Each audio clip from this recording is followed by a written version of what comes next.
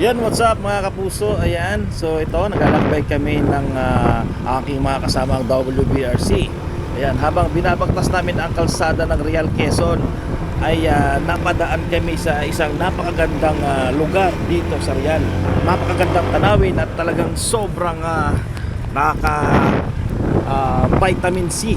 Ayan. So ngayon ito binabagtas namin yung paakyat ng Burol. Ito yung papuntang mag-asawang bato.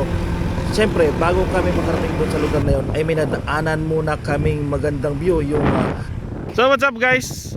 Minadaanan kami sa lugar dito na picture taking area. Pero grabe, nakakatakot para sa akin kasi medyo ko sa sa height. Ayan picture tayo doon kanina.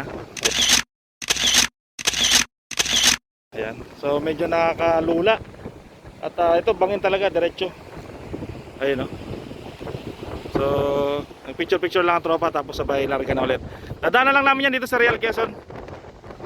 Maganda mag picture dito, ayos dito, nice place. Ingat lang talaga kasi sobrang delikado.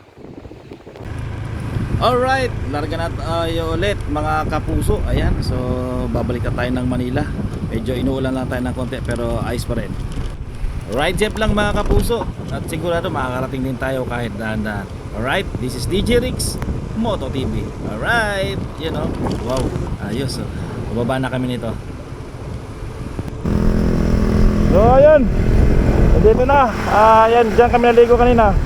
Alright, bye bye na muna. Nakakatuwa naman yung dalawang tao na yan. Kakaway-kaway sa paano. Ang lakas ng current ng ilog dito. Hindi ko alam kung anong tawag sa lugar ng hindi ko alam kung anong pangalan ng ilog na to, pero okay lang din. Basta importante dyan sa Real Quezon. Ang ganda, ang linaw, malakas yung tubig, medyo malalim ng konti, saka malakas yung current. Nakakatuwa lang, sarap magkampisaw. Para tuloy kami mga bata dito. Kasama kayo mga WBLC, iba naliligo dun sa malalim. Yung iba naman nag-set ng konti. Konti lang naman. Ayan ang saya, di ba?